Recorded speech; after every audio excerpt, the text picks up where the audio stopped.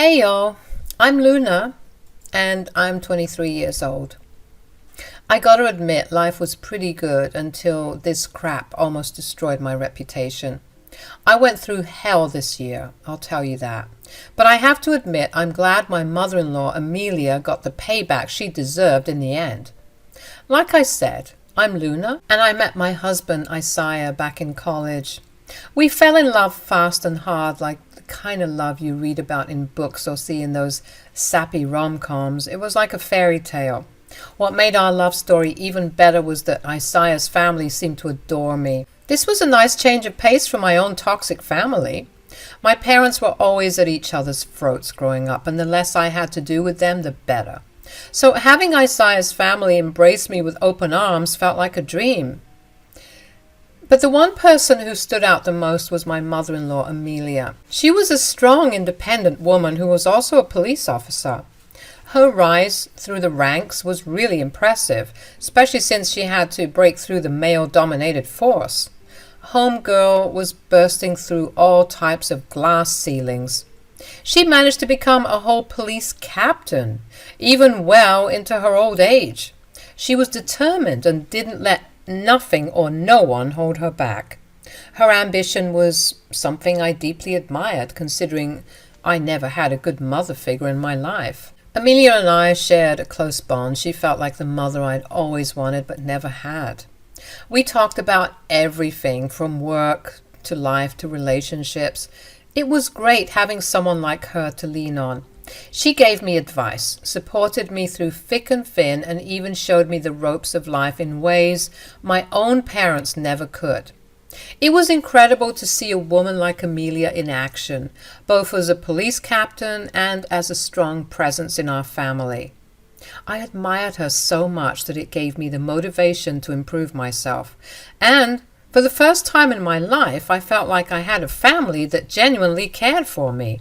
That's why I didn't see it coming. I never could have imagined that my perfect life would take such a dark and unexpected turn. But when it did, the fallout was nothing short of chaotic. The story that follows is painful, you all, but one I'm willing to share because sometimes revenge is so freaking sweet. About a year into my marriage to Isaiah, things started to feel a bit off. It was all because of how he reacted whenever I mentioned spending time with his mom. We were close, Amelia and I. We'd have our little shopping sprees, spa appointments, mani-pedi dates, and endless coffee catch-ups, all in the name of bonding. Whenever I returned from these trips and told my husband about how much fun I had with his mother, Isaiah's face shifted. He'd become distant, lost in thought, almost irritated sometimes. It was like a dark cloud suddenly washed over him. I couldn't understand why he reacted that way, so obviously I questioned him multiple times, asking what the matter was. But he always brushed it off, saying it was nothing, a simple, "I'm just tired," or "I've got a lot on my mind." But I knew it was BS. Something was going on, and I had to get to the bottom of it. I could sense it. Isaiah and his mom started hanging out less and less, and when they did, the tension in the air was definitely noticeable. Their once effortless and goofy conversations turned strained and awkward, and I wasn't having any of it. I mean, think about being closer to your mother-in-law than your actual husband. It was awkward as well. One day, I couldn't take it anymore. The frustration was eating me alive, and I needed to know why Isaiah was acting the way he was acting. So, I demanded that he tell me the truth. Of course, as usual, he started denying everything, but I put my foot down and defeated him. He sighed and began telling me everything. Let me tell you, folks, I wasn't ready for the bombshell that came next. Well, I guess I couldn't hold on to this any longer. Isaiah, I'm worried about you. What the heck is going on? Well, you're going to think I'm crazy. I could never. Spit it out. Okay, so I think my mom is doing something shady in the police department. Something real bad, too. Like, if I'm right, which I think I am, she could go away for a very, very long time. What? No, that's insane. See? Okay, I'm sorry, but there's no way that your mom would do anything crazy like that. This isn't a movie, Isaiah. You haven't even heard me out yet. Okay, you're right. What made you think this? Okay, here goes. Ever since I was 16, I've suspected some shady shit was going on with her. I've seen my mom talking with known criminals and even people who were later involved in stuff like fraud. Sometimes after she'd pick me up from soccer practice, she'd take me along on certain shifts that she'd have. I'd see her talking to these men who looked really shady, Luna, like the type of people who could cut you if you looked at them the wrong way. What? Yeah. So what business does my perfect and understanding policewoman of a mother have to do with those types of people? He went on to describe an incident from when he was younger, when he confronted his mother about his suspicions. What did you say to her? Well, it wasn't a walk in the park. I kind of sheepishly brought up how I thought it was weird that we were seeing these people in such shady areas, and she started getting defensive, but I pushed harder, reminding her of everything that she had taught me about integrity and being an upstanding citizen and about doing what's right no matter what. But she almost chewed my head off, yelled at me, and told me I was crazy for ever accusing her of such a thing. But I know what I saw, Luna. I know it. Jesus Christ, Isaiah, that sounds awful. That's not even the worst part. She yelled at me, calling me all sorts of awful things. Honestly, I've never seen her that mad before. She almost looked like a demon. Yeah, imagining an angry Amelia is certainly terrifying. She wasn't just angry, babe. She was livid. She actually kicked me out. No. Yeah. It was crazy. We don't really talk about it much in our family. Kinda was a sore spot for a while, as you can imagine. So how did you get past it? I mean, you guys seemed to be fine when we got together. Yeah, no, things were fine between us for a while. Not too long after I got kicked out, I had to come crawling back. I felt so awful. But what about the stuff she was doing?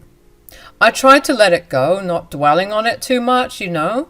I even tried to justify it, saying that she had it hard as a single mom, but I never truly forgot about what I saw. Damn. So how does this all fit in now? Well, babe, someone at the office got the scoop on some foul play happening in the department. Oh? Yeah. Someone got a tip and we're currently in the works of producing an article on it. Apparently someone heard about some missing funds from the police department. There's an active investigation into it, and I couldn't help but feel like my mom might be involved. I was in shock. I couldn't even speak. I just couldn't fathom Amelia being involved in any way. It just didn't make sense. This was the lady who would bake us a pie when we were sick. She wouldn't hurt a fly. So how on earth was she able to be involved with some shady stuff? I loved my husband. And when he talked about Amelia, I couldn't help but stand by his side. I began to distance myself from Amelia because I was conflicted about the whole situation. One day, we had a family barbecue at our house, and when Amelia arrived, I just couldn't hide the fact that something was bothering me. Sorry, you all, I got a D in drama class. I'm a terrible actor. It wasn't that I was being openly tense or standoffish, but it was pretty clear that my behavior had changed around her, I'll admit that. Every time I looked at my mother-in-law, I couldn't help but think back to Isaiah's troubling allegations.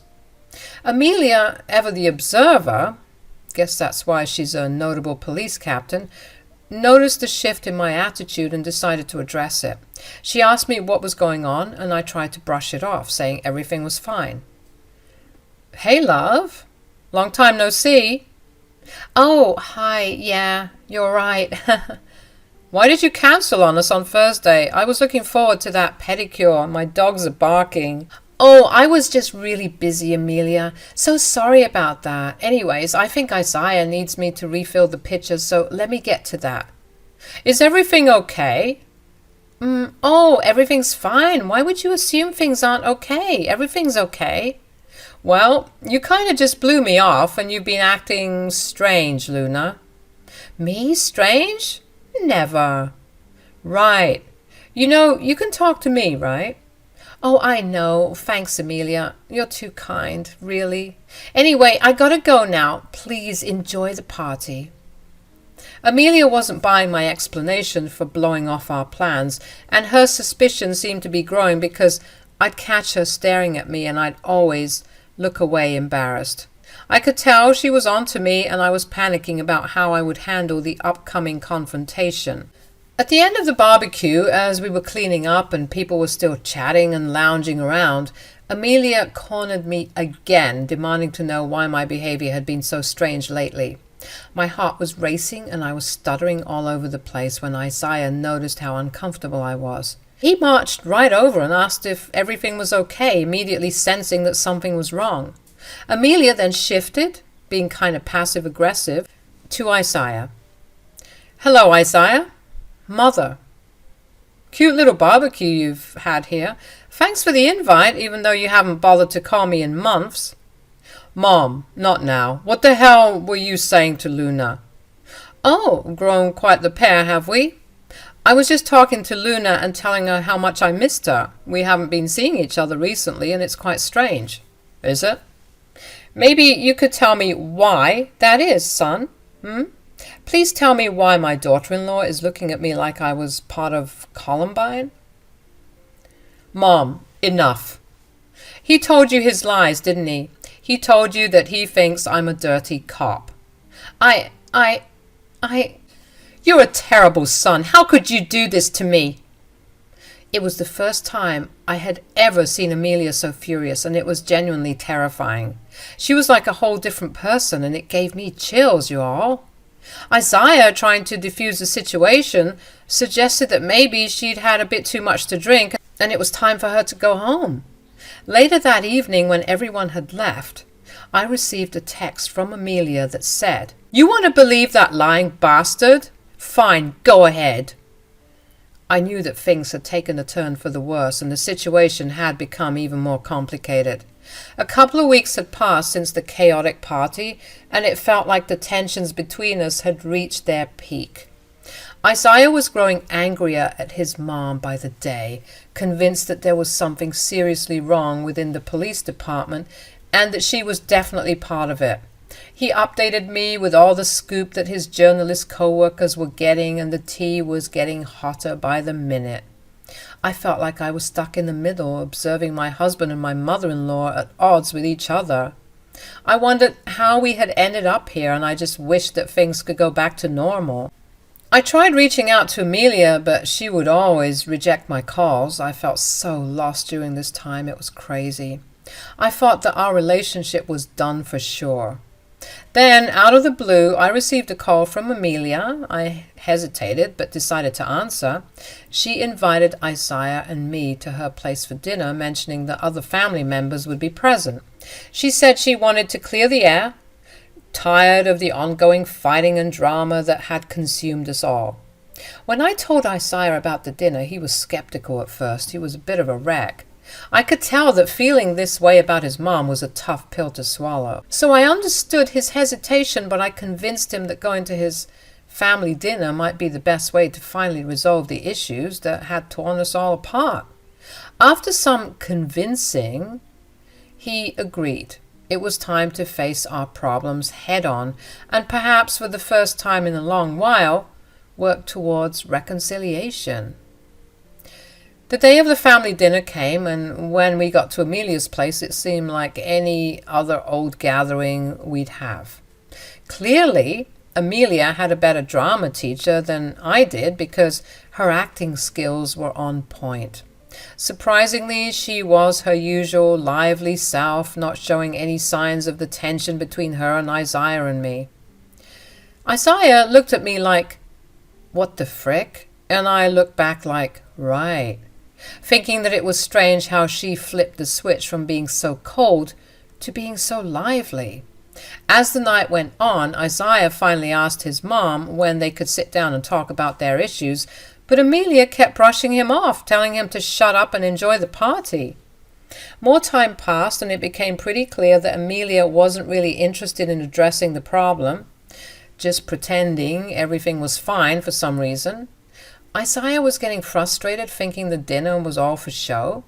When Amelia excused herself from the table, Isaiah took the opportunity to tell me that he wanted to leave, saying that Amelia wasn't serious about fixing things. Agreeing with him, we started saying our goodbyes to Isaiah's family. I was also getting fed up with Amelia's antics. I thought it was really weird of her to invite us like that and not do what was promised. Just when we were getting ready to head out, we heard a loud scream from Amelia's bedroom. We rushed in along with some other family members and found Amelia crying. Isaiah asked her what was wrong, and through her sobs she managed to say, "It's gone." "What's gone?" "My grandparents' watch. It's gone." "That old thing? Why are you worried about that?" "That old thing had sentimental value, Isaiah.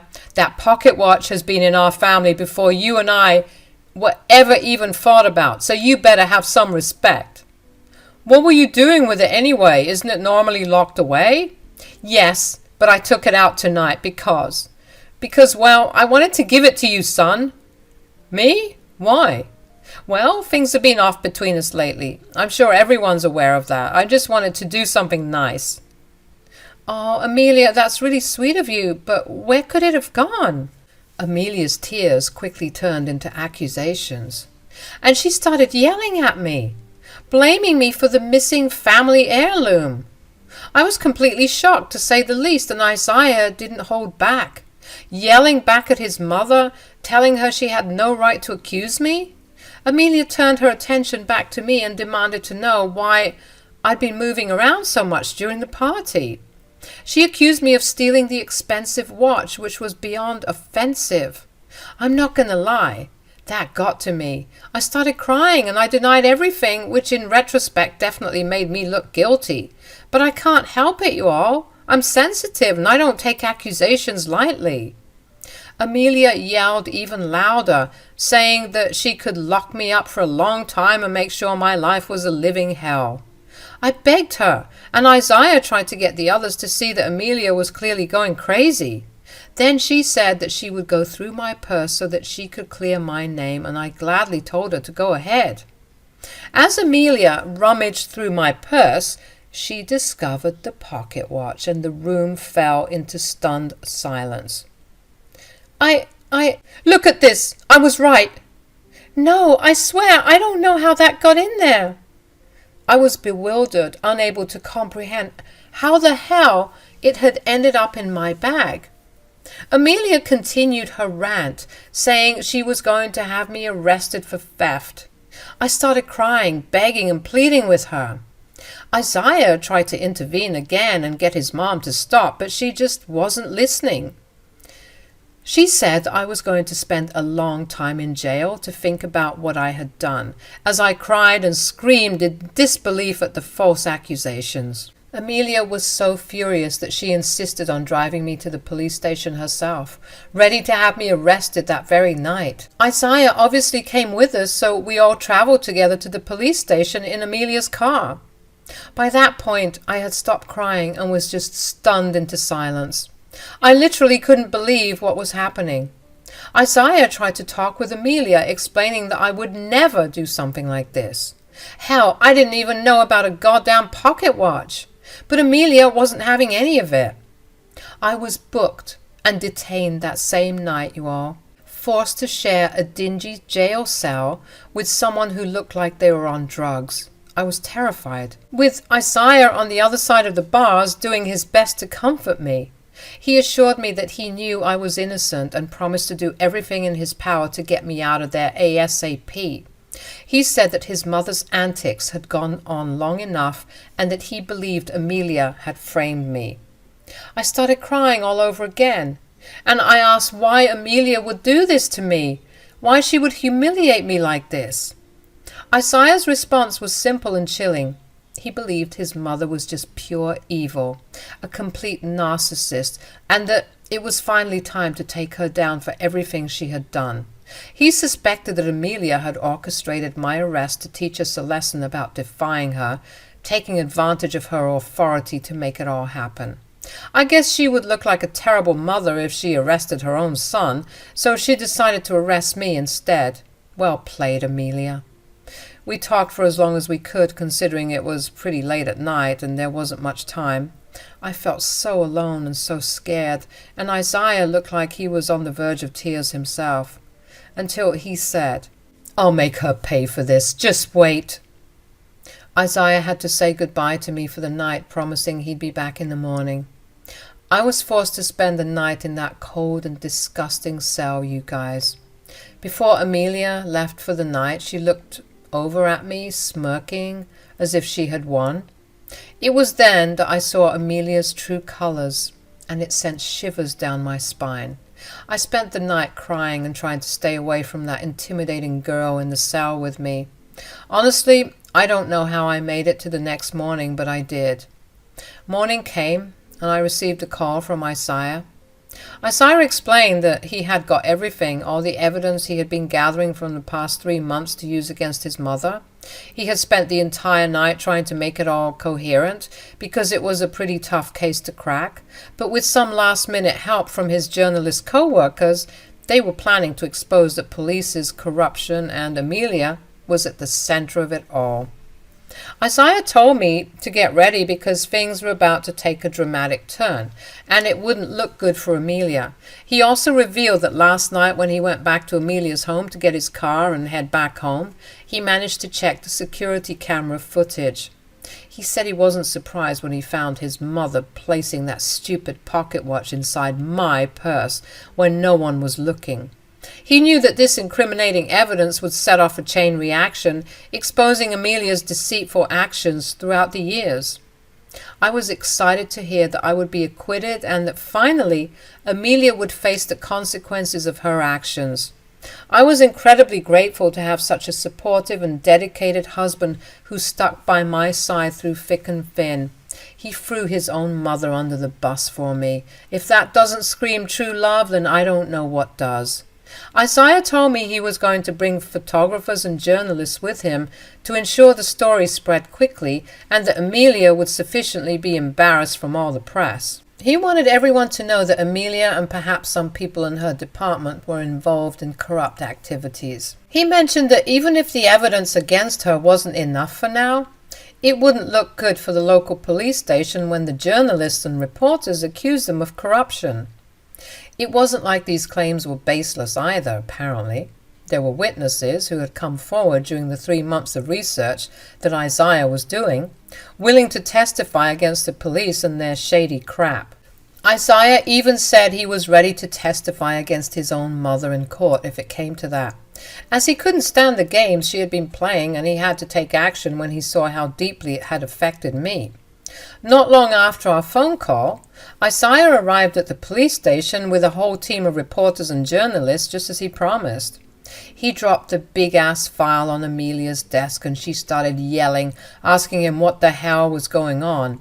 I couldn't see much from my cell since I was still locked up, but Isaiah yelled back, telling her it was time for her to face the consequences of her actions. He revealed that he had been building a case against her for the past 3 months and that he knew that I was innocent and had the evidence to prove it. After a couple of minutes, I was released from my cell and I jumped up on Isaiah, thanking him for everything. And that was when the reporters came out of the wazoo and started pestering the police for answers regarding their claims of injustice. Amelia looked like a scared and lost puppy, looking desperate and exasperated when she saw all the cameras and reporters surrounding her and her team.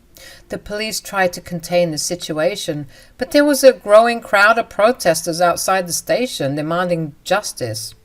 My husband is amazing, you all. He managed to get all of these people on such short notice because he knew I was in danger.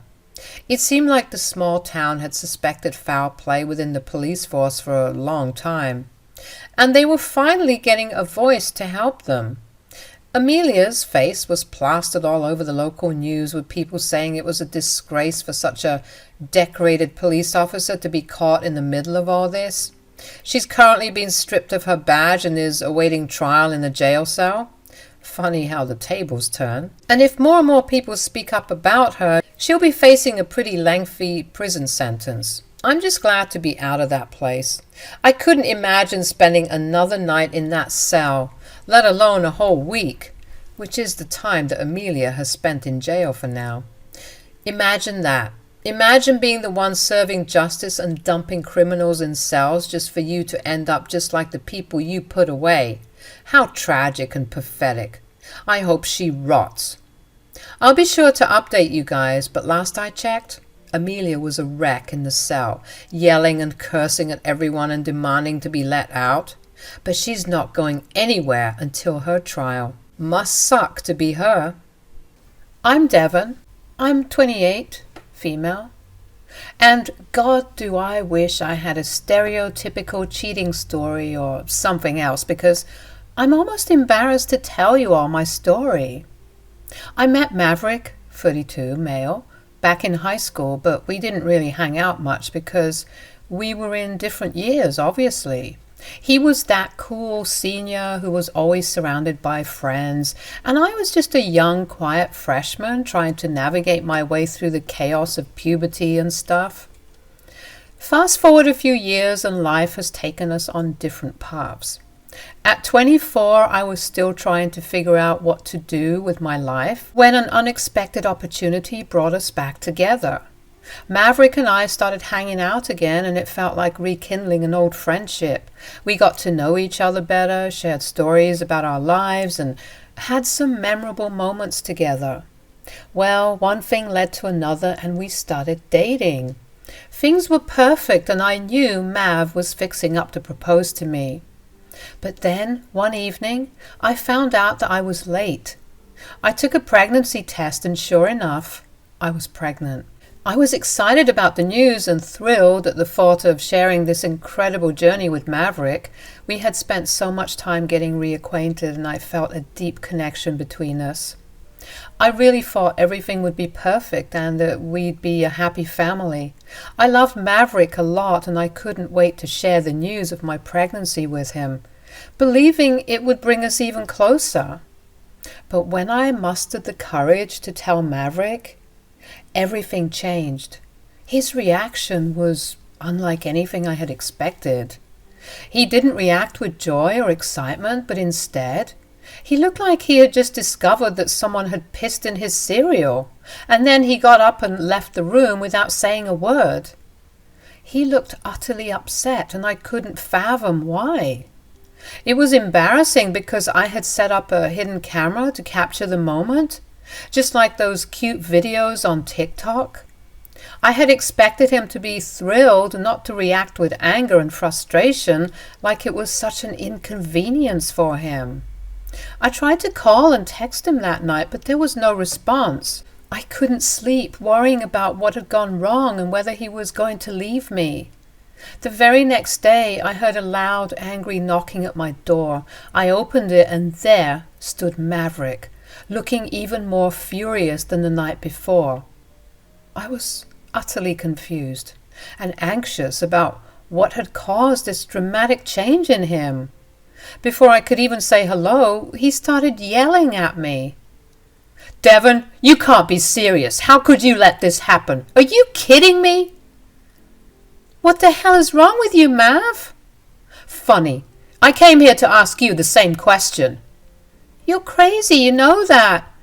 How could you leave me like that last night? Do you know how that made me feel?" "And what about my feelings, Devon?" "I don't even know what you're feeling because you don't freaking talk to me. And I don't even know why you're acting like this. We discussed having kids before. You said you wanted to be a father. Well, that's what I'm making you. And you're here treating me like crap. I don't get it. Please, explain it to me." "Yeah, I said I wanted kids, but I didn't mean right now. It's too early for this. I'm not ready for kids. I wanted us to be married first." "Well, we can get married if that's what you're worried about. We can definitely do that. But Maverick, I want to keep this baby. I don't appreciate you treating me this way. I thought you'd be happy about it." "Happy? This is all your fault. You're pressuring me into this. And I can't believe you're not considering how I feel. I'm not pressuring you into anything, Maverick. I just thought we were on the same page about starting a family. Well, we're not. I won't be ready for this baby for a long time. I want you to get rid of it. Maverick, I want this child. I won't have an abortion just because you're not ready. We need to figure this out together. Figure it out? How can we figure this out when you're not even giving me a say in this decision? As the days turned into months, Maverick and I managed to navigate our differences and decided to get married before the baby's arrival. I was relieved, thinking that my husband had come to understand that having a child was a blessing, not a burden. We had a relatively smooth period in our relationship, with Maverick appearing to be supportive. However, things took a turn for the worse after I gave birth. It became evident that Maverick's initial willingness to marry and become a father had been short-lived.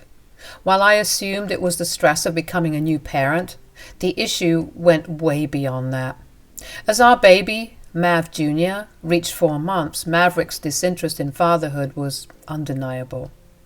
He barely acknowledged the child, and his presence in the family was kind of rare. I was extremely frustrated with Maverick's behavior, and I couldn't help but express my anger. I would often find myself complaining and yelling about how I felt like I was raising our child all on my own. Maverick would respond by denying my accusations, insisting that he was an involved father. There were times when he would set up for a month or two, but then he would slip back into his old patterns of being an absent father. It was a constant cycle. He'd make promises and assurances, but soon after, he would find excuses to slip away and avoid his responsibilities, leaving me to shoulder the bulk of the parenting duties. This back and forth dynamic left me feeling incredibly frustrated and overwhelmed. Maverick, it's been months and you're barely here for our child. What's going on? I thought we were in this together. I don't know what you're talking about. Mav, I don't have time to fight with you, okay? Junior's been colicky and I'm exhausted. I need you to step up. I am stepping up. Okay, please tell me 5 things you've done for Mav in the past month. Other than making money you need to buy all his baby crap? You see, this is the crap I'm talking about. It's like you're not even interested. I don't know what you're talking about. I'm interested. Then why don't you act like it? I'm so exhausted. I've been dealing with some stuff, that's all. Dealing with what? We need you here, Maverick. Our child needs you. I need you. Talk to me. It's just work has been really demanding. I know that's BS, Mav. Come on, come clean. What's been going on? You know I'm here for you. I love you and I want to help you. Please let me help you. Forget it. I'll go get some Pampers or something. Maverick was on thin ice, and to be honest, I was growing resentful. 3 years had passed, making our son, Mav Jr., 3 years old. I stopped complaining because I had practically raised our son on my own, with financial support and the occasional daycare pickup from Maverick. I was thankful for the financial help, of course. There are many mothers out there who aren't as fortunate. They had to do it all by themselves, and I acknowledge that.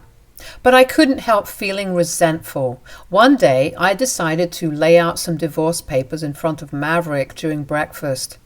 I just needed to put it all out there.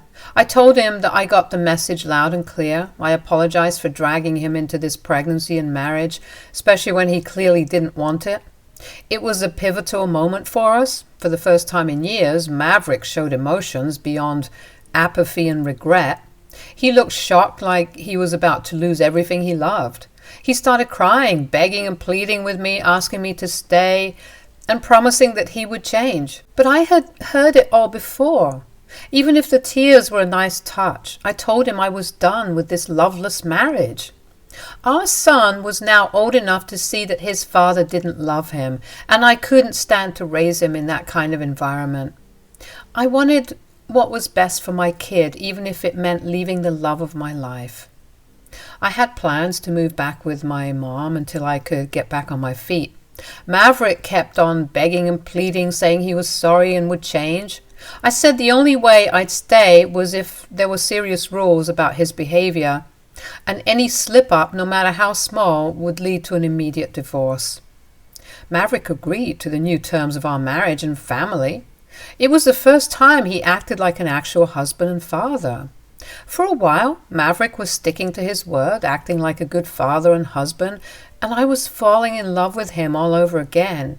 He was doing everything right, and I couldn't help but shower him with compliments, telling him that he was the best dad and husband ever. Things were going great for a couple of months, but slowly and surely Maverick started slipping back into his old ways. Even though I had told him that I'd leave the moment he did that, I didn't. I guess I still believe that Maverick was capable of being a good father and husband, so I wanted to give him another chance. Stupid, I know, but I had to at least try for our child. Our son, Junior, and I were getting used to eating dinner alone by this point.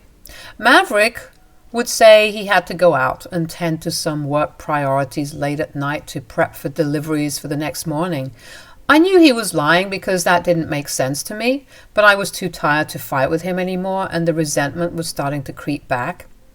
And you all, I didn't know what to do.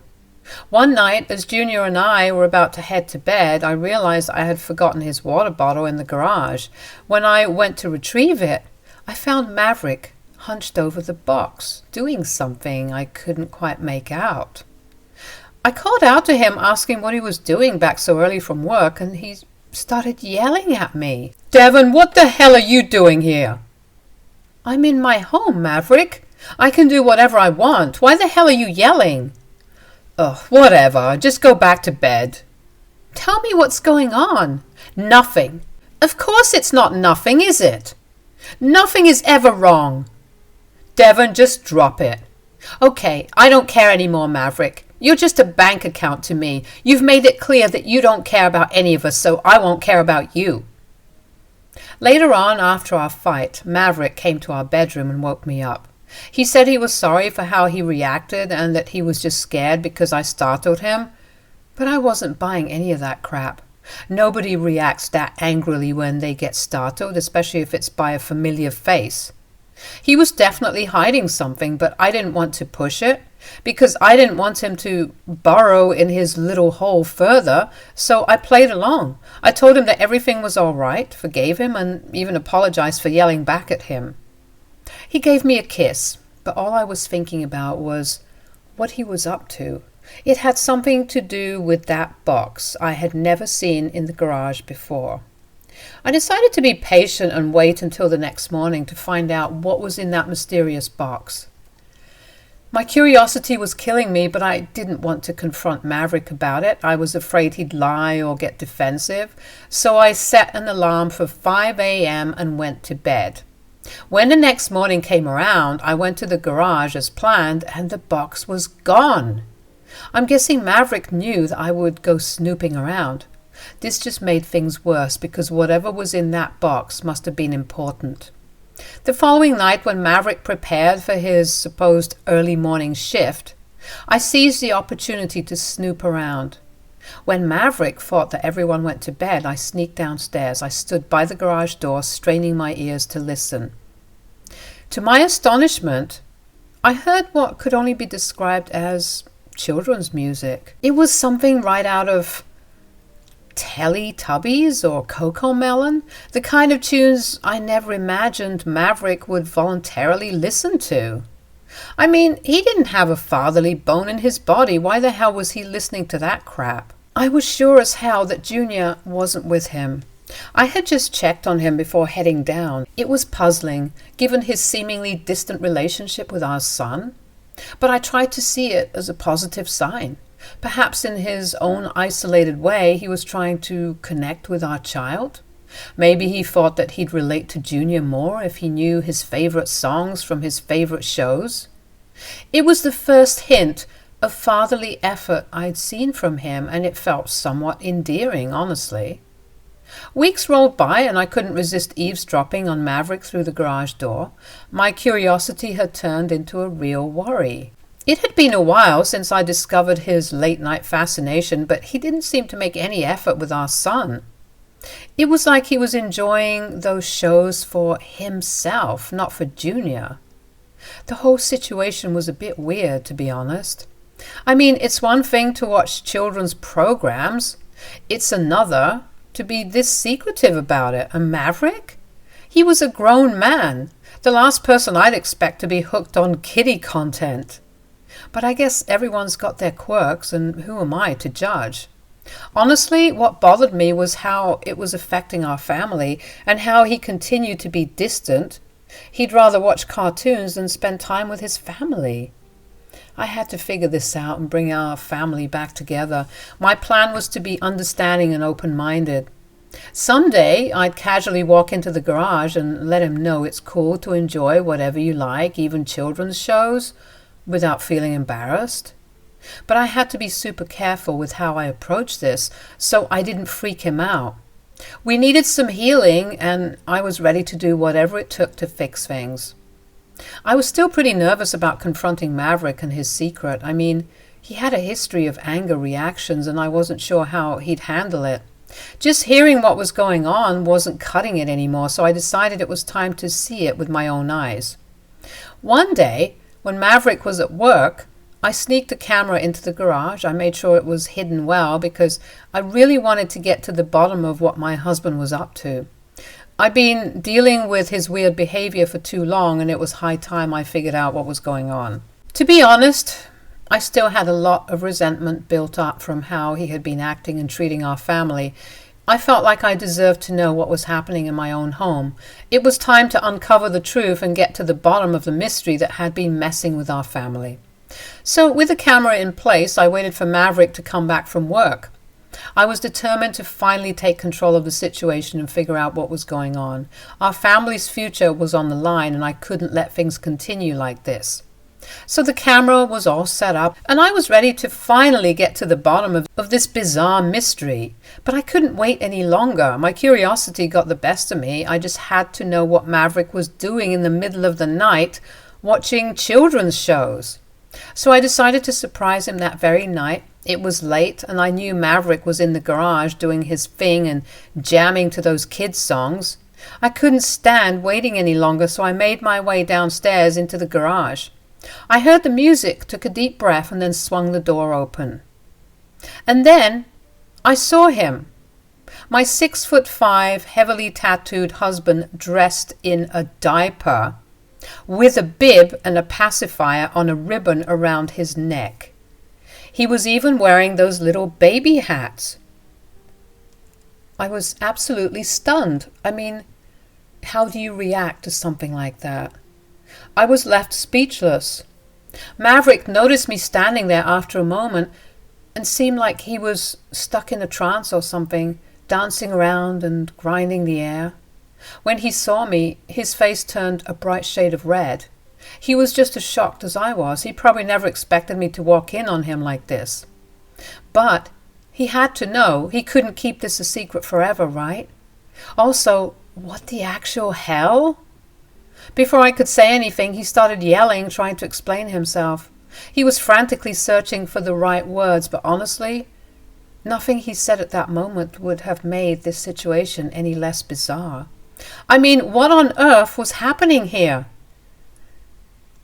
My husband was a full-grown man, not a baby. The whole scene was beyond surreal, and I couldn't wrap my head around it. I just wanted answers, but I didn't know what to expect from Maverick. What could he possibly say to justify this peculiar behavior? It was a moment that would change our lives forever. Devon, wait, I can explain everything. It was a dare from some of my workmates. You know, the guys at the site. What the hell is going on, Maverick? Oh, just shut up, Devon. Jesus Christ. Maverick, I understand what you might be feeling now. You don't understand anything. You're just dumb. I'm going to choose to ignore that because I want to hear you out. We can have a conversation about this, but I'm not going to let you insult me. I haven't said anything to you. Just tell me what all this is, please. You're always acting like you're better than me, Devon. You think you're so perfect. You're just a dumbass. Just as dumb and stupid and ugly as you were in high school. Why did I even give you a chance?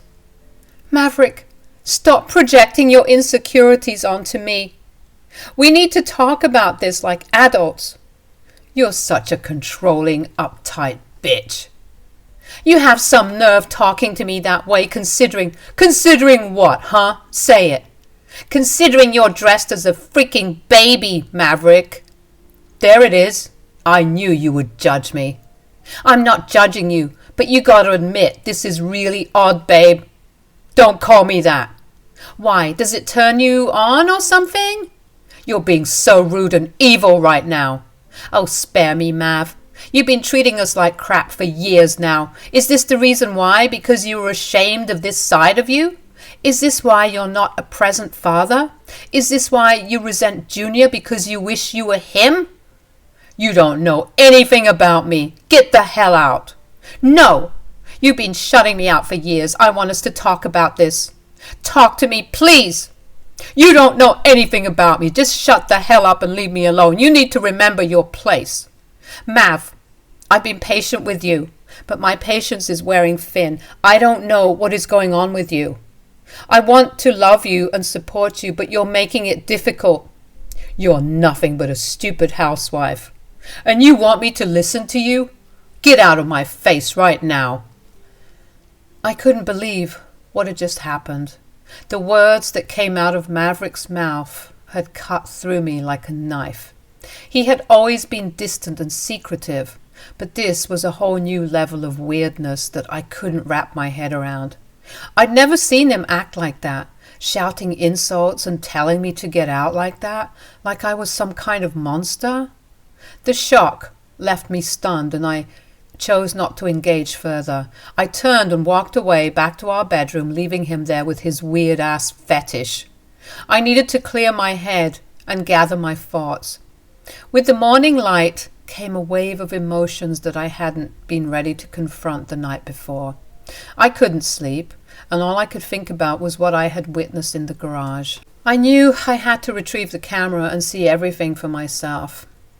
I placed it there to uncover Maverick's secret, but now that I had seen it for myself, I wasn't sure I was ready to face the truth in its gory glory. It felt like a nightmare, honestly. The morning seemed to drag on forever, but I finally mustered the courage to get the camera. I didn't know what to expect as I plugged it into my computer. My heart was pounding and my hands were trembling as I clicked play. And then there it was on the screen, a sight that I could never have imagined in my wildest dreams. It was Maverick, dressed in the same diaper with the binky. He was being weird, even saying stuff like goo goo, gaga. Now listen, y'all. When it comes to freaky stuff like this, I don't know if I can get past it.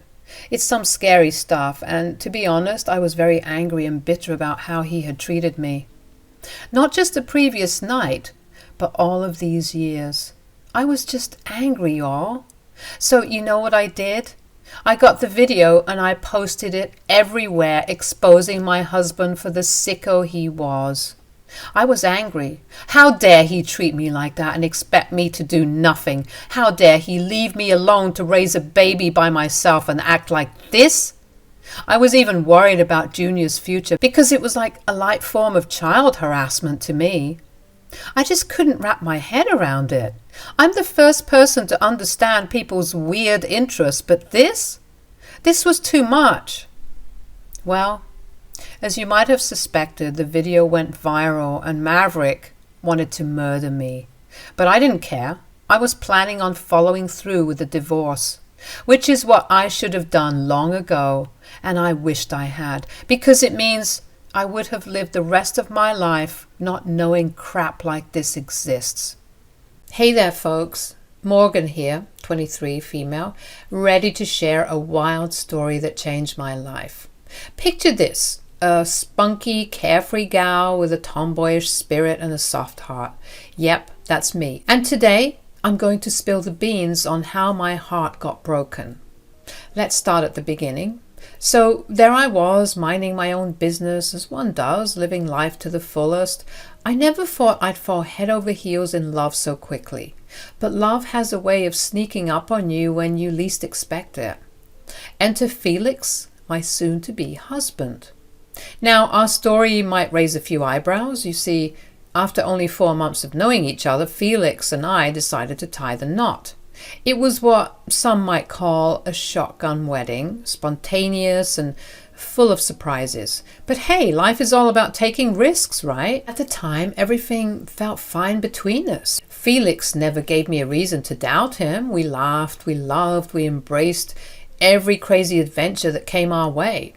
I thought I had found my perfect match, my partner in crime, and my forever love. Little did I know that the universe had something else in store for me. Cue the dramatic music. As time went on, cracks began to show in our seemingly perfect relationship. You know how they say the devil is in the details? Well, it turned out Felix had some secrets up his sleeve, and it wasn't long before those secrets came crashing down on me like a ton of bricks. Out of all the tiny and minute details that made me go, this by far had to be the one that really made my ears perk up. So picture this. I'm just hanging out in the kitchen doing my thing when I noticed Felix's phone lighting up on the counter. Now, he wasn't around at the time, so my curiosity got the best of me. I glance over and see the caller ID displaying the name Mother. Now, here's the kicker. I distinctly remember Felix saving his mom's number as something casual like Ma or Mom, not the all-formal Mother. It struck me as odd, you know. Just as I'm about to answer the call, since it appeared to be his mother, Felix bursts into the room like a tornado and snatches the phone from my hand like he's in some spy movie. I'm left standing there, utterly perplexed, and I can't help but blurt out, "What's your problem? Why do you react like that?"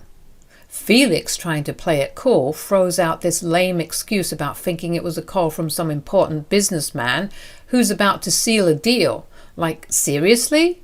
I raise an eyebrow, trying to hide my skepticism, and say, "Okay, but why did you snatch it from me like I was holding a bomb?" "Oh, I'm sorry, babe. I'm really tired and stressed out.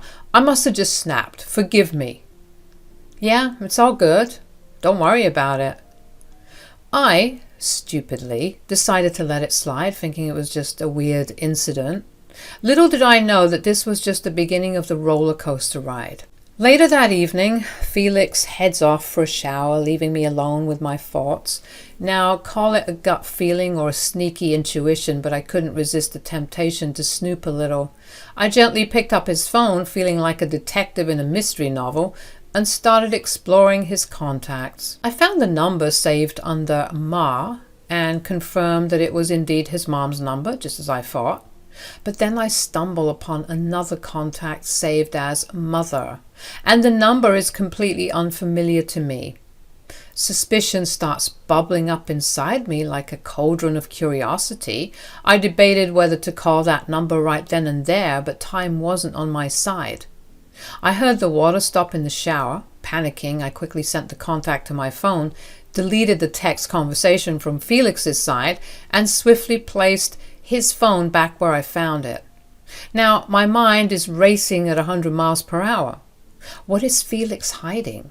Why did he snatch the phone like it was a matter of national security? And who the heck is this mystery Mother in his contacts? Is it really some businessman or someone else? The questions kept piling up, and I was determined to find the answers. All right, folks, let's fast forward a couple of days. My mother-in-law, Helga, fell ill.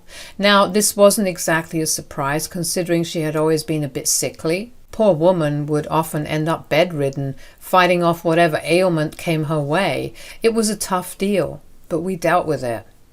So Felix comes up with the brilliant idea of going over to his mom's place to take care of her.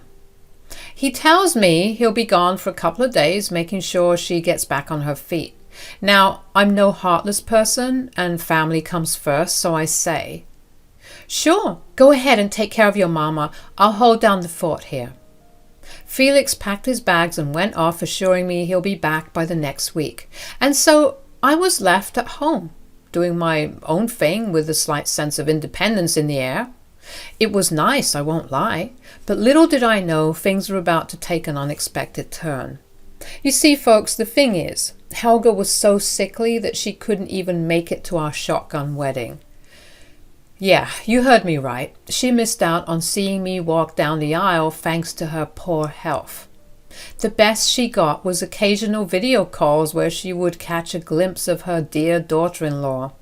So when a couple of days went by and I saw my mother-in-law calling me, I was a bit taken aback considering her presence in my life wasn't as frequent. Now, I'm obviously thinking, "Oh, how lovely."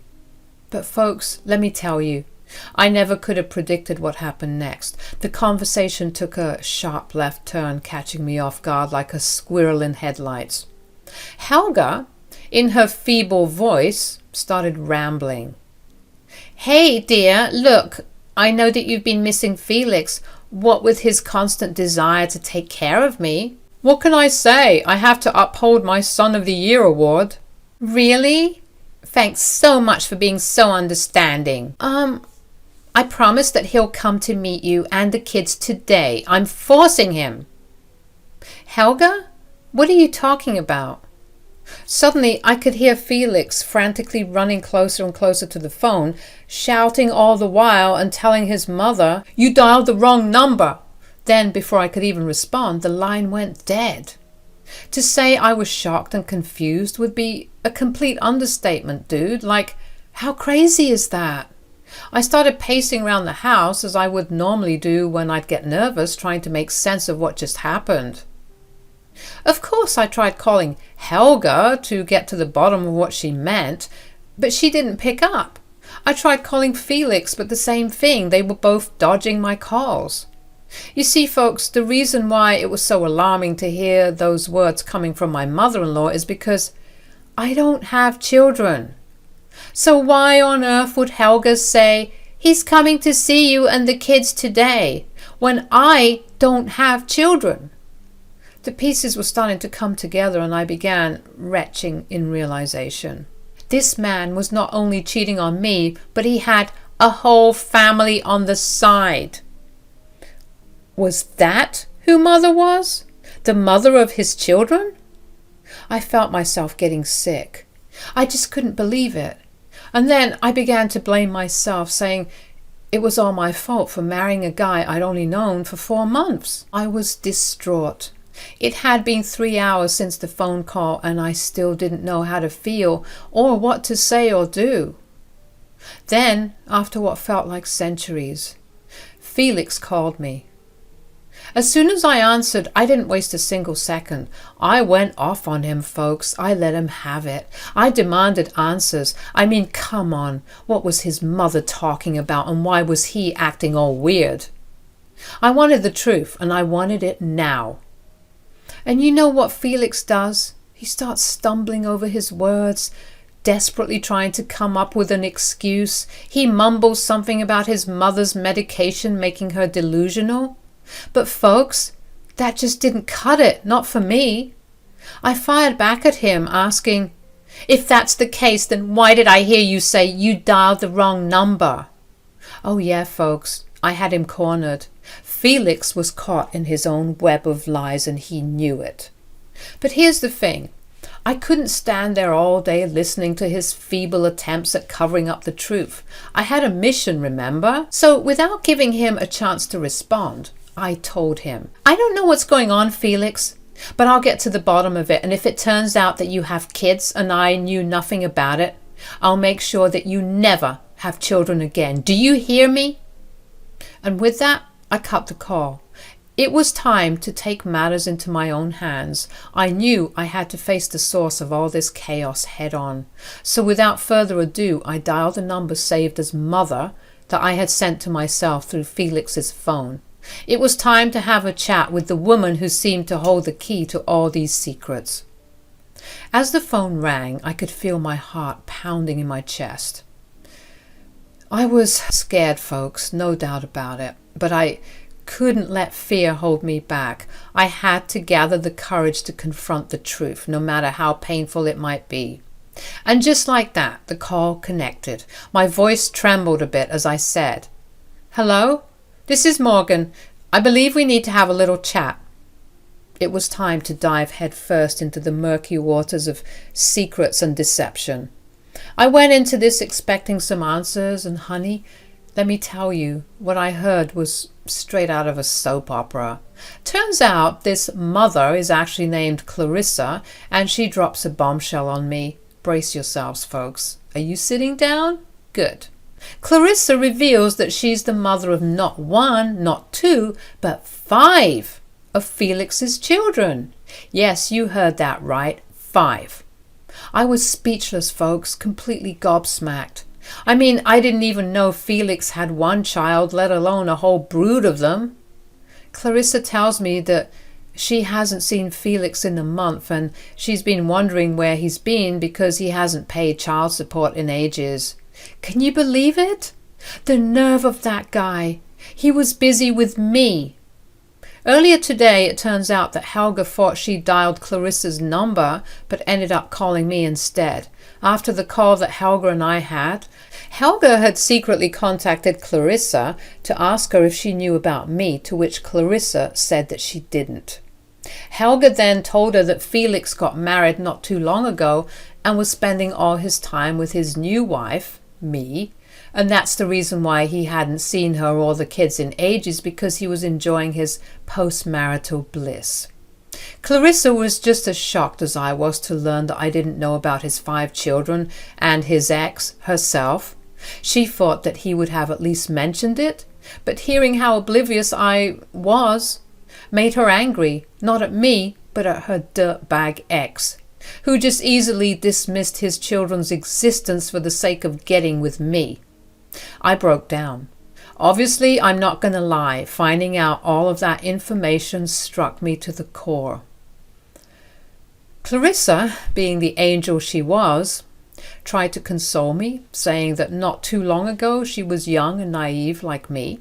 She assured me that things would get better and that I deserved so much more than whatever Felix was giving me, which was nothing but lies and deceit, I tell you. I felt like the biggest fool for not knowing any of this, but Clarissa, bless her heart, she was so understanding. She told me not to beat myself up over it, and that sometimes we find ourselves caught up in a whirlwind of deceit. I mustered up the strength to thank Clarissa for being so open and honest with me. It wasn't easy for her either, but she knew that the truth had to be revealed. And you know what she said? She said, "Us gals gotta stick together, right?" Can you believe that? The solidarity between women, even in the face of such betrayal. With that, we ended the call. I sat there for a moment, taking in everything I had just learned. Life can be one wild roller coaster, folks. But no matter how steep the drops or sharp the turns, we find the strength to keep going. Okay, folks, hold on tight, because this roller coaster ride isn't over yet. The next day, I received a call from Helga, my dear mother-in-law, and let me tell you, she was on a whole different level of apologies. Helga started off by saying how sorry she was, apologizing profusely for her son's betrayal. "Oh my goodness, my sweet baby, I'm so sorry for what my idiot son has done to you. Helga, my heart is broken." Helga goes on to explain how Felix told her that I knew about his mistress, his 5 kids, and how he had them all at a young age. She genuinely believed that I knew about everything, and she was heartbroken to learn that I had just found out the day before. I assured her that my heart was shattered into a million tiny pieces, and that her son's actions had left me completely blindsided. Helga sympathized with me, promising that once she was well enough, she would knock some sense into her son's head. She completely understood if I wanted to leave him after this revelation. She explained that after the confusion from the previous day, she confronted Felix and demanded to know what the hell was going on. And let me tell you, folks, he broke down like a crumbling building. Felix tearfully confessed that he had never told me about his mistress and his 5 children because he was ashamed. He wanted a fresh start with me, feeling young again and hoping to steer his life in a new direction. He feared that revealing he had 5 kids would be a major turnoff, which it is. So he chose to lie and planned to disclose the truth later on. Can you believe the audacity of this man, thinking he could juggle 2 households without consequences? I couldn't contain my anger, folks. I lashed out, calling Felix an idiot for underestimating the gravity of his lies. Helga listened to my outburst, understanding my frustration. She assured me that she would connect me with Clarissa, but I surprised her by revealing that I had already spoken to her. Helga applauded me for taking matters into my own hands. She said that her son deserved every bit of this mess he had created.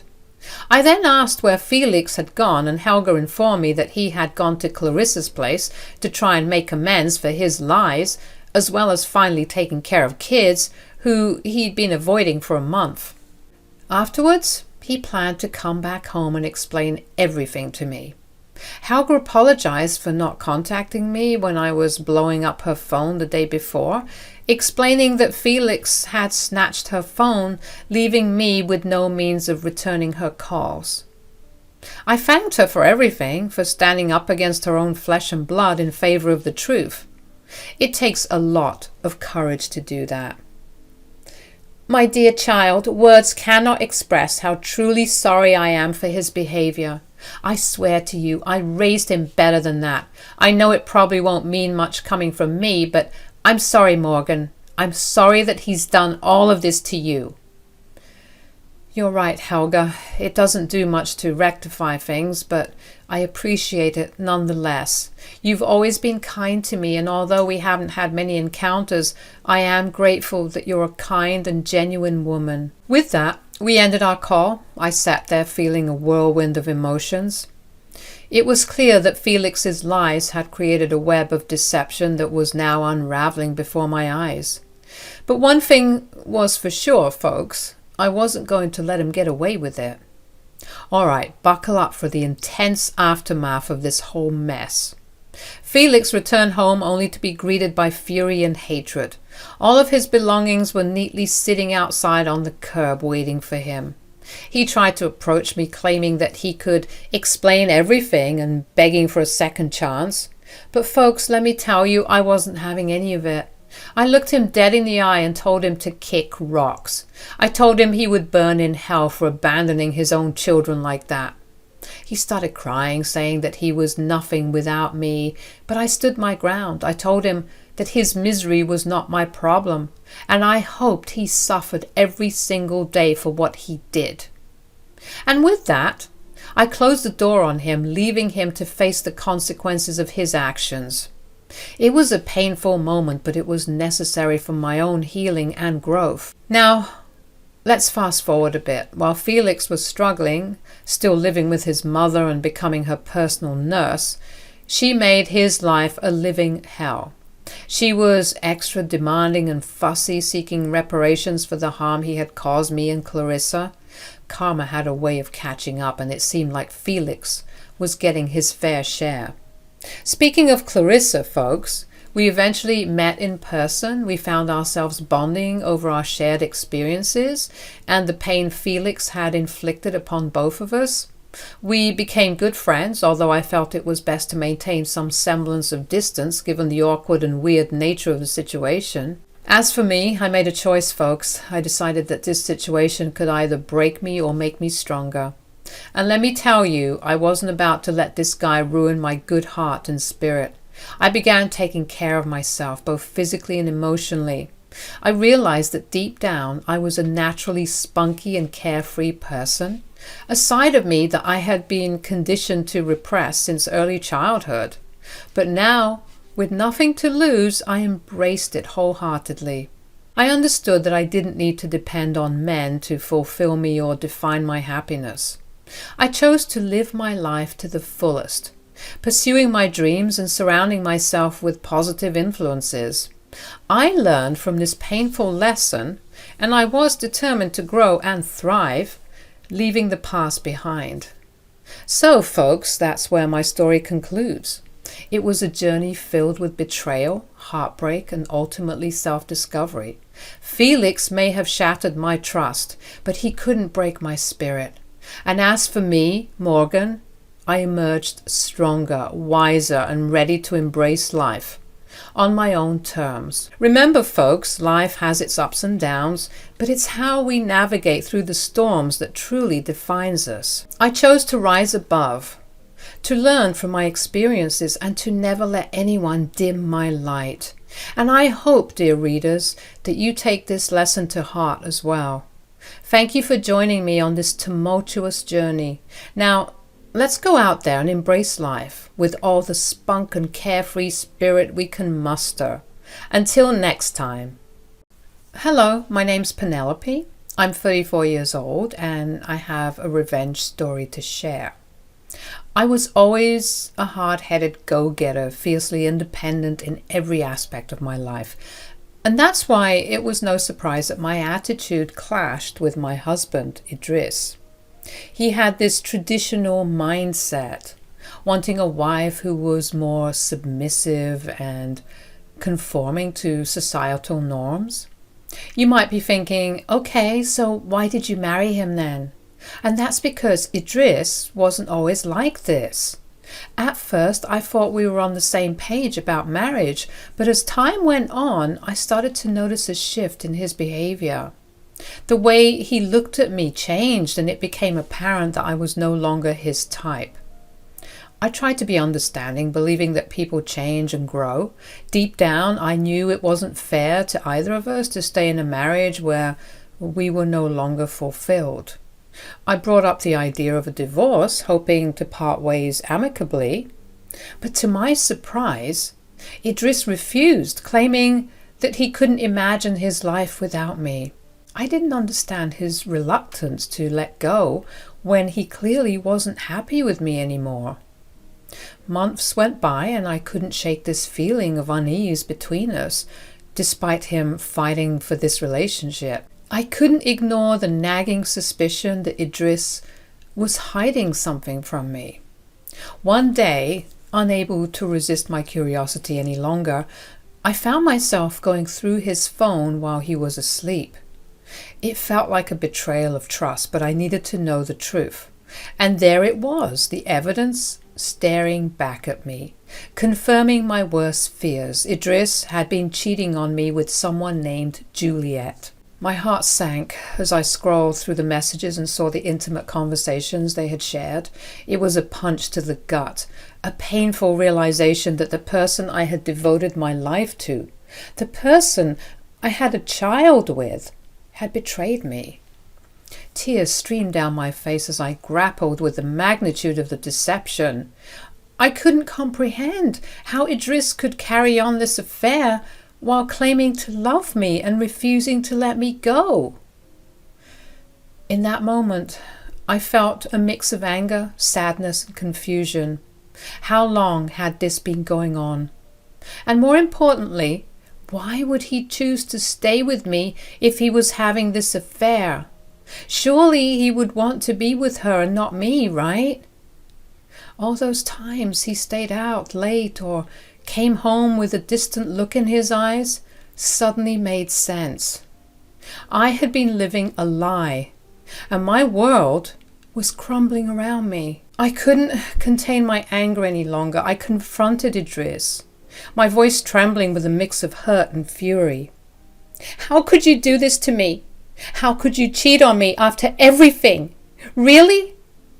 To my surprise, Idris didn't even flinch. He just looked at me with a cold indifference, as if my discovery meant nothing to him.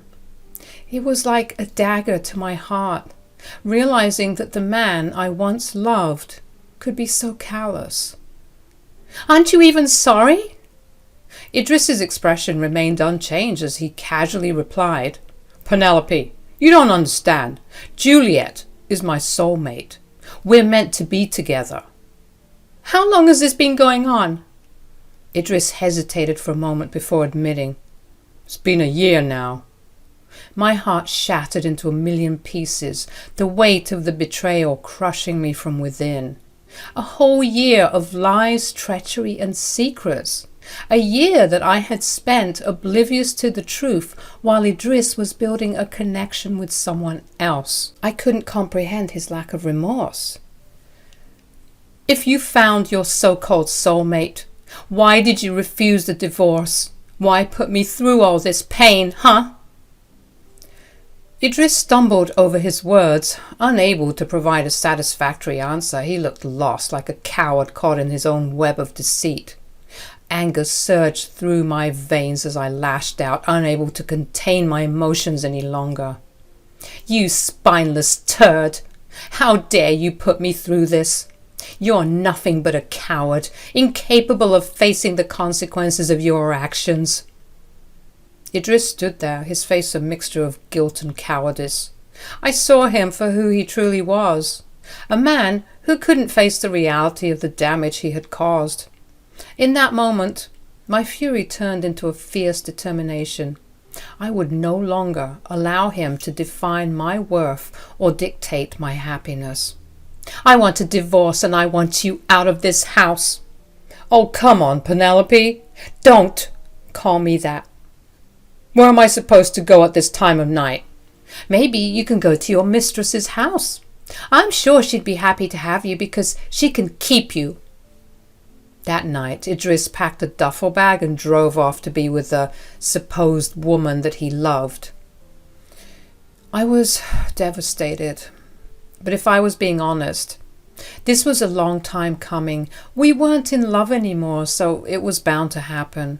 I just couldn't wrap my head around why he would stay with me, knowing that he had his soulmate somewhere else. Despite my initial instinct to shield Maverick from the painful truth, I couldn't help but feel the weight of the secret I was carrying. It gnawed at me, causing turmoil within. I knew deep down that honesty was essential, but I couldn't bear to disrupt my son's world and his view of his father. So I chose to keep the truth hidden, creating a temporary facade for Maverick's sake.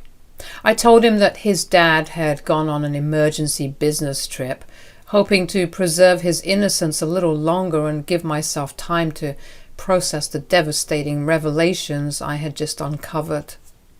Days turned into nights and nights into days as I grappled with the shattered remnants of my marriage.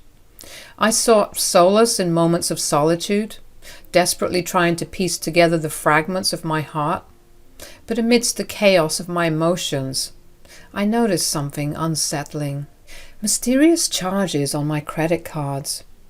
Confusion turned to alarm as I scanned through the list of transactions. The charges were from various restaurants and establishments I had never been to. It didn't take long for the truth to unfold before me like a sinister puzzle. Idris, the man I had once trusted with my life and safety, was using my credit cards without my knowledge or consent.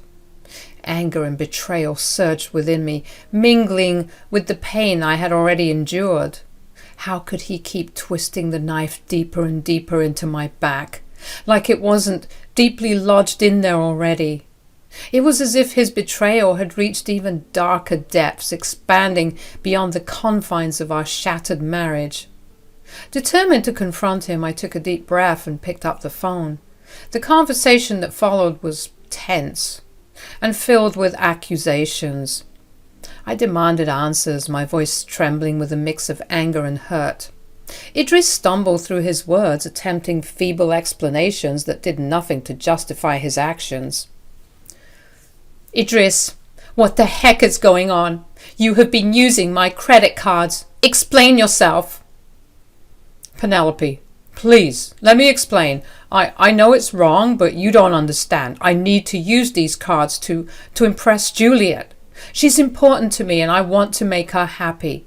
I knew that you wouldn't be okay with it and that's why I did it behind your back. Are you out of your mind, Idris?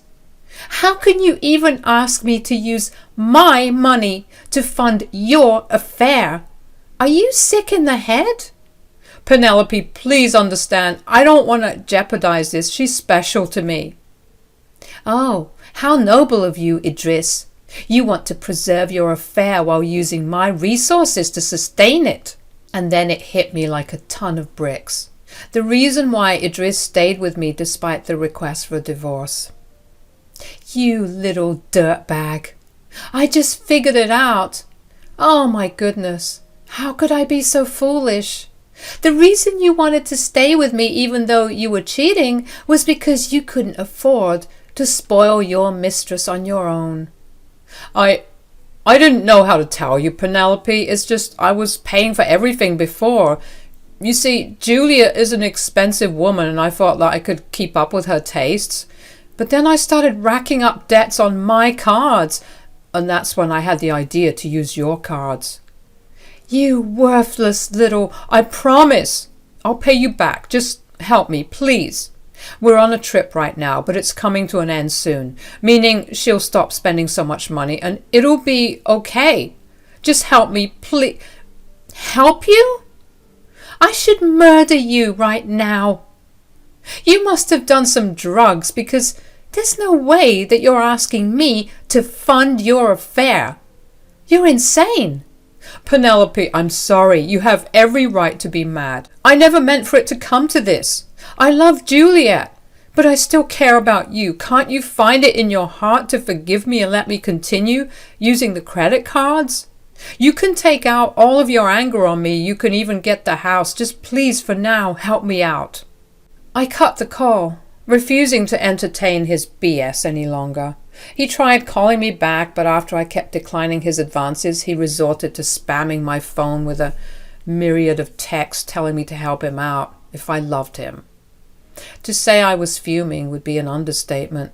I genuinely felt like my head was going to explode. I was pacing around my room, creating electricity from my feet with all the friction.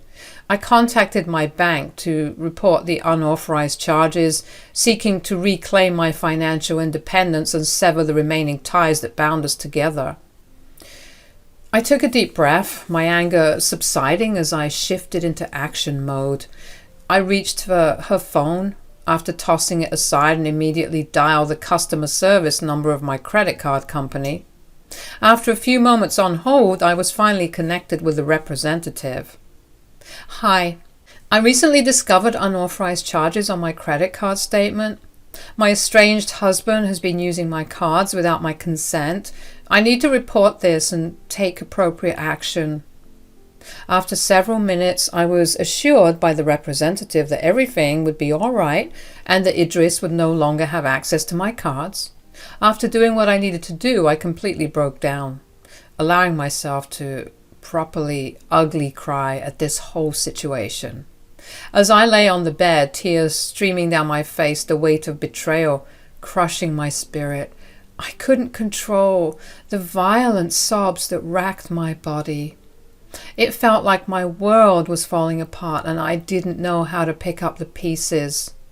In the midst of my anguish, I heard the soft footsteps of Maverick approaching. "Mom, are you okay?" Maverick's voice was filled with concern as he entered the room. His eyes widened as he took in the sight of me, broken and vulnerable. I attempted to compose myself, wiping away my tears and putting on a brave face. "Oh, sweetheart, I'm just feeling a little overwhelmed. Nothing for you to worry about." Maverick, sensing something was amiss, wouldn't be so easily convinced. He gently sat down beside me, his hand reaching out to hold mine. "Mom, I know you. Something's really wrong. Please, tell me what's going on." I took a deep breath, the weight of the truth pressing heavily on my chest. With a shaky voice, I revealed the painful reality to my son. "Maverick, your father, he's been cheating on me, cheating on this family, and now I've discovered that he's been using my finances to support his affair." Maverick's eyes widened in shock and disbelief. His grip tightened on my hand, a mixture of anger and sadness etched across his face. "Mom, how could he do this to you? How could he betray us like this?" I felt a wave of shame wash over me, embarrassed that my son had to witness the destruction of our family. "I don't know, sweetheart. I never thought this would happen to us. I thought your father and I were building a life together. Sure, things weren't great between us, and at some point I even asked for a divorce because I was so unloved. But he refused, only to turn around and hurt me like this." Maverick's voice grew firm with determination. "Mom, we'll get through this together. I'm here for you, always." Those words, spoken with unwavering support, lifted a weight off my shoulders. I realized that despite the pain and betrayal, I had a strong and loving son who would stand by my side. Together, we would navigate the storm that had been thrust upon us. As mother and son embraced, a newfound sense of resilience washed over us. In that moment, I knew that no matter what lay ahead, we would face it with unwavering strength and determination. The journey to rebuild our lives would be challenging, but with Maverick by my side, I felt a glimmer of hope amidst the darkness. "You know, we have to get back at him, right?" "What?" "Yep. You named me Maverick for a reason, right?" "Mav, that's crazy. What could we possibly do to teach him a lesson?" "Well, we could... something that's legal, honey." "Ah, right. Maverick thought for a second, and then he said, "Do you know anything else about this new lady?" I sighed, racking my brain for any additional information. "I'm sorry, sweetheart. All I know is her name is Juliet and that she loves money, apparently. I don't have any other details about her." Maverick's gaze turned thoughtful, and then a light bulb seemed to flicker above his head. "Wait a minute, Mom. I have an idea." He quickly pulled out his phone and started scrolling through his messages and apps. I watched with curiosity, wondering what he was up to. "What are you doing?" "I'm checking if Dad is still linked to our family Uber account." I furrowed my brow, not understanding the connection. "Why do you need to know that?" A mischievous grin spread across his face as he explained. "If Dad used the Uber account, there's a chance he might have put Juliet's location as the destination at some point, and we can check it on here." "Oh my goodness, you're a genius, son!" "When I kicked him out, I told him to go to his mistress's place. So we'll know where he went for sure." "Nice. Good work, Mom." "Okay, but now what?" "Now we pack all his crap and ship it over to her place." "That's absolutely brilliant. You're a genius." "And we can leave lovely little surprises in his luggage, like covering all his clothes in glitter and dousing all of his documents in spoiled milk." "Now you're getting it." Laughter filled the room as we conjured up our revenge plan. At that moment, I couldn't help but marvel at the strength and resilience of my son. Despite the heartache, he managed to infuse light into our darkest hour, reminding me that love and laughter would prevail. As we gathered Idris's belongings and had fun with them by infesting them with insects, spraying them with skunk spray, covering them in glitter, and dousing them in spoiled milk, mustard, and beet juice, we wrapped them in boxes and sealed them with a mix of satisfaction and determination. Our laughter echoed all throughout the house. In that moment, I realized that no matter what hardships lay ahead, we would face them head-on, united as a team. As a finishing touch, the icing on the cake, if you will, Maverick and I each wrote a letter that we attached to the boxes, talking about our grievances and exposing Idris for the low life he truly is. I was determined to ruin everything he held dear, and then perhaps I would be satisfied. The next day, as the sun's rays spilled into my living room, I felt a mix of anticipation and satisfaction. Maverick and I had successfully sent all of Idris's belongings to the address that had been recorded in the Uber account. It was a symbolic act, a visual representation of our detachment from the man who had betrayed us. Just as I was reveling in our small victory, my phone rang and I saw Idris's name flashing on the screen. I took a deep breath, bracing myself for the confrontation that was about to unfold. "Hello?" Idris's voice erupted from the other end of the line, Filled with anger and frustration, he shouted, blaming me for the cancellation of the credit cards, claiming it had forced him and Juliet to end their trip prematurely. But his words fell on deaf ears, for I had found my voice and my strength. "You have no right to yell at me, Idris. You are nothing more than worthless scum. Don't bother coming back home. Go straight to your precious mistress's house." Confusion laced his voice as he asked why, and then with a sense of satisfaction I revealed the truth. "Because, dear Idris, all of your previous belongings are already there, sitting on the curb."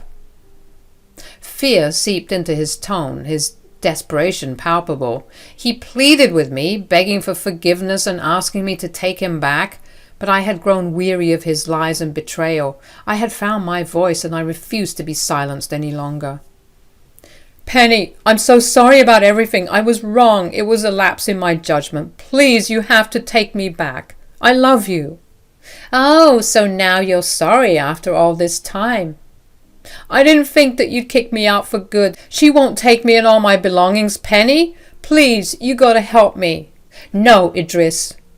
You don't get to come crawling back now. You deserve whatever consequences are coming your way. Goodbye." With that, I ended the call, feeling a surge of liberation washing over me. The weight that I had carried for so long was slowly lifting, making room for a newfound sense of freedom and self-worth. Maverick, witnessing my strength, smiled at me from across the room. We knew that this was just the beginning of our journey towards healing and rebuilding. Together, we would navigate the challenges that lay ahead, supporting each other and creating a future defined by resilience and self-love. As the days turned into weeks, and the weeks into months, the wounds slowly began to heal. We found solace in each other's company, cherishing the bond that had grown stronger through adversity. Our laughter returned, filling our home with warmth and joy, a testament to our resilience and unwavering spirit. And, as for Idris, he was left to face the consequences of his actions. The embarrassment and shame that he feared were merely reflections of the choices he had made. While his world crumbled, I stood tall, knowing that I had emerged from the darkness stronger and more determined than ever before. Word on the curb is that his precious Juliet confronted him about his belongings on her property, and now she's kicked him out. Apparently he's been motel hopping and couch surfing for months. In the end, I'm glad I did what I did. I genuinely believe that Idris has an underlying mental condition that needs to be checked out. I was glad that I stood my ground and got my revenge. And don't worry, the divorce proceedings are well underway. I can't wait until I'm officially severed from this man completely. This revenge was conducive to my growth. It was about reclaiming my life and dignity, rediscovering my worth and embracing the power of resilience. Together, Maverick and I forged a new path, one filled with hope, love, and a promise of a brighter future, without that idiot as a father and husband. Hey everyone! I've got a story to share with you all about my life, and trust me, it's been quite the journey. My name is Greta, and I've been disabled since birth. Now, before you start feeling sorry for me, let me tell you how my life turned out to be way more amazing than I ever imagined.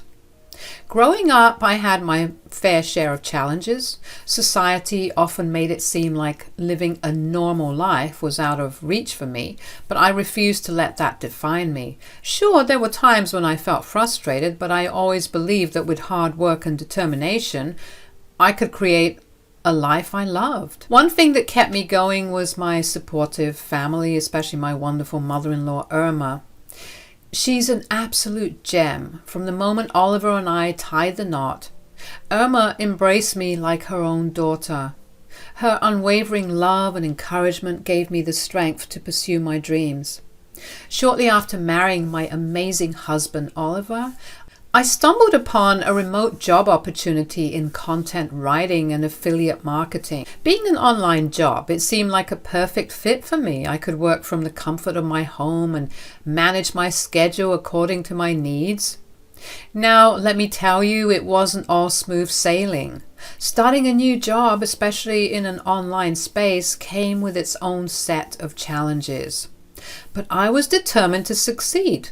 I poured my heart and soul into my work, constantly honing my writing skills and learning everything I could about affiliate marketing. As time went on, I was pleasantly surprised to see my hard work paying off. The best part was that I started earning a considerable amount of money from my job. I never thought I'd make this much, but life had other plans for me. I was ecstatic, and Oliver was incredibly proud of my achievements. Within a year, my income reached a jaw-dropping $25,000 a month. I couldn't believe it. I went from doubting my abilities to becoming a successful content writer and affiliate marketer. It was like a dream come true, and I felt a sense of fulfillment that I had never experienced before. With the money coming in, Oliver and I were able to live more comfortably than we ever imagined. We traveled to places we'd always dreamed of, made memorable experiences, and even supported causes close to our hearts. It was a whirlwind of joy and gratitude. But you know what? The most amazing part of this journey wasn't just a financial success. It was the realization that my disability didn't define me or my capabilities. I found my passion and my purpose and discovered that I could achieve anything I set my mind to. So here I was, a disabled woman bound to a wheelchair, experiencing incredible success in my career and basking in the love and adoration of my husband, Oliver. Life seemed almost perfect except for one aspect that left a shadow on my happiness. My relationship with my mother-in-law, Irma. You see, Irma lived all the way in Germany, and we had barely interacted since Oliver and I got married. The few times we did communicate were through video calls, and let me tell you, those interactions were far from pleasant. I vividly remember the first time we met face-to-face on a Zoom call. Ah, Greta, such a German name, but do you even know anything about German culture or speak the language? I tried to explain. Well, Irma, I was born and raised in the US, and my parents never really exposed me to our German roots, so I'm not fluent in German or familiar with all aspects of the culture, but I'm glad to have gotten to know Oliver because now I feel like I have another chance of reconnecting with my culture. How can you claim a culture that technically isn't even yours? Mom, stop it. What? She said it herself, didn't she? She said she doesn't know the culture, so why should she start now? I tried to lighten up the mood by exposing my bad German speaking skills, hopefully inciting a chuckle or two from my brooding mother-in-law, but that only seemed to make things worse. She didn't seem to care about my explanation. Instead, she went on to berate me for not embracing my heritage and seemed disappointed in me, as if I was somehow failing her expectations as her daughter-in-law. It hurt, but I tried my best to brush it off. As time went on, our interactions became even more strained. Every time we spoke, it felt like I was walking on eggshells. I didn't want to upset her, but it seemed like nothing I did was ever enough to earn her approval. She would criticize my choices, question my abilities, and make me feel inadequate, especially because of my disability. Oliver knew about the tension between his mother and me, and he tried his best to mediate, but it was challenging. He loved us both, and it pained him to see us not getting along. He hoped that over time things would improve, but that wasn't the case. Despite the difficult relationship with Irma, Oliver and I were determined to build a life together. We dreamed of starting a family, and we couldn't wait to embrace the joys of parenthood. We knew we had so much love to give, and we wanted to share it with a little bundle of joy.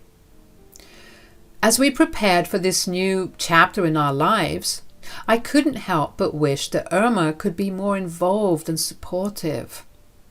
I yearned for a strong bond with my mother-in-law, like many of the friends had with theirs.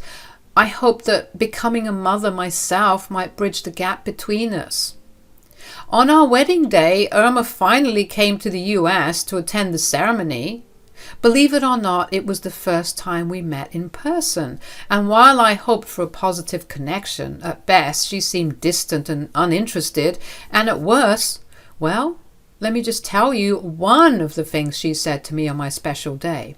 So, not only are you unable to speak your mother tongue, you're unable to walk down the aisle on your own wedding day. How pathetic.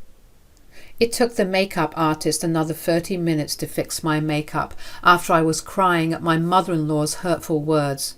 And no, I didn't tell Oliver about this little piece of information just because I knew how upset and angry he'd be. After the wedding, she hurriedly flew back to Germany, as if actively avoiding any deeper connection with me and America in general. I knew she hated it here, but geez. Oh boy, let me tell you, those couple of years after the wedding, with little to no communication with Irma, were absolutely blissful. They were like a breath of fresh air for me. I got to fully embrace the positive aspects of my life, focusing on my career, my marriage, and attempts of motherhood. I felt like I was flourishing, unburdened by the negativity that used to surround me. But then one day, Oliver dropped a bombshell. He told me that Irma was coming to visit and she'd be staying with us in our home. My heart sank at the news. The memories of our previous interactions flooded back, and I couldn't shake the uneasy feeling in the pit of my stomach. I knew I had to be polite and welcoming, but I couldn't help but worry about how this visit would unfold. Oliver assured me that his mother had changed and that she had become a better person. Trust me, babe, you're not going to believe how much she's changed. She's learned to appreciate the value of family and wanted to be a part of our lives. Maybe it's the fact that she's getting older and she wants the last years of her life to be surrounded by love. But I'm telling you, she's a better woman now. I wanted to believe him. I really did. But I couldn't help but be skeptical. The day finally arrived when Irma stepped through our front door, and it didn't take long for her true colors to emerge. She started picking everything apart, from the decor to the way I managed the household. And guess what? She blamed it all on me, claiming that as the woman of the house, it was my duty to take care of everything. I tried my best to defend myself, explaining that I loved our home and that I did the best I could to make it beautiful given my physical condition. But she wouldn't listen. Instead, she continued to criticize and belittle me. So what do you do all day since all you do is stay at home? I took a deep breath, preparing myself for this conversation. I work from home, Irma. I work as a content writer and affiliate marketer. She scoffed, not taking me seriously at all. Work from home? That can't be a real job. You're just lounging around, freeloading and enjoying a free ride off my son.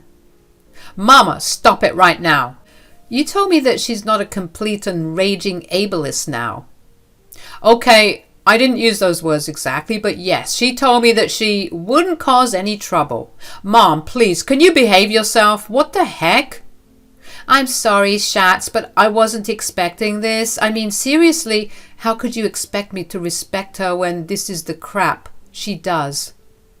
Her words stung like 1,000 daggers. It felt like she was undermining all the effort I had put into building my career. I wanted to scream that I had worked tirelessly to achieve my success and that my disability didn't define my abilities. But I knew it would fall on deaf ears. Despite my attempts to explain my job and its significance, she remained dismissive. She treated me like I was a child who had no idea about the real world. It was infuriating and hurtful all at once. Throughout her stay, Irma made it clear that she didn't respect me or my choices. She kept comparing me to other women who were more traditional in their roles, making me feel inadequate and worthless. As the days passed, Irma's cruel and demeaning behavior only seemed to intensify during her stay with us.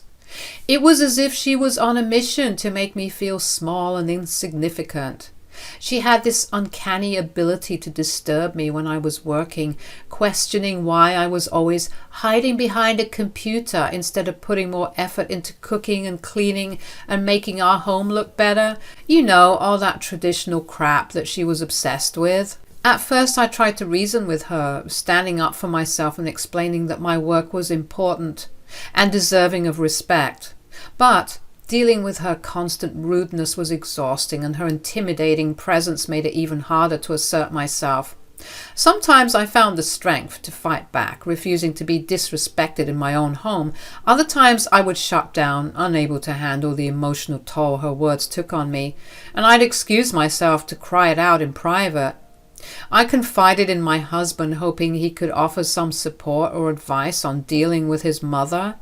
As usual, he sympathized with me, but he didn't know what to do either. It seemed like we were both at a loss, unsure of how to handle this situation that had become increasingly uncomfortable. One night, after yet another unpleasant encounter with Irma, I made the difficult decision to share a painful memory with Oliver. I mustered up the courage to tell him about what happened on our wedding day, how Irma had made me ruin my makeup by being so blatantly ableist and disrespectful towards me on my special day. Oliver's reaction was one of fury. Honestly, I was a little bit scared. His face turned red and his eyes blazed with anger as he stomped out of our bedroom. This all went down in the middle of the night, by the way, but he didn't care. He went straight to Irma's room and woke her up, demanding an explanation for her behavior. Their heated argument erupted in German, and though I didn't understand every word, I caught some snippets of the conversation. Oliver was defending me vehemently, while Irma seemed to be justifying her actions with stubbornness. "Greta is my wife, and I won't stand for you treating her this way. I mean really, Mom. On our wedding day?" Irma's tone remained dismissive. "She's just a child, Oliver. Relying on you for everything, you deserve someone better." She then turned to me and said, "Get out of here, freeloader. Nobody wants you here." Although she'd said crap like that all throughout her stay here, her words cut deep. There was something about the way she got all up in my face, as if to say that I was like a cockroach, like the dirt underneath her shoe. And for her to blatantly try to kick me out of my own home? Somebody better hold my earrings. The argument went on for what felt like an eternity, and I found myself waiting angrily and anxiously, unsure of how it would all unfold. But eventually Irma's words confirmed my worst fears. She was determined to see me as a burden, unworthy of her respect and love. As I listened from afar, the tears welled up in my eyes and a mix of emotions overwhelmed me. On one hand, I was hurt and angry that Irma saw me this way. On the other hand, I felt a sense of relief knowing that Oliver was standing up for me, defending my worth as his wife. "Didn't you hear me? I said get out."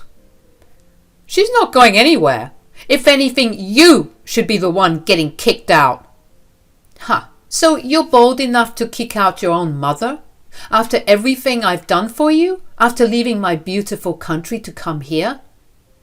"You're damn right, Ma. I can't have you treating my wife like this any longer. I can't believe how passive I've been. But I see now that I would rather choose my wife over you any day." "Oliver, stop." "No. How can you tell me to stop when she's been treating you like crap for so long?" "Your mother has issues, obviously." "But maybe I need to leave, at least for some time, just to clear my head." "Oh, baby, there's no way I'm letting you leave." "No, Ollie, I mean it. I need space. Don't stop me and don't follow me." "Good riddance."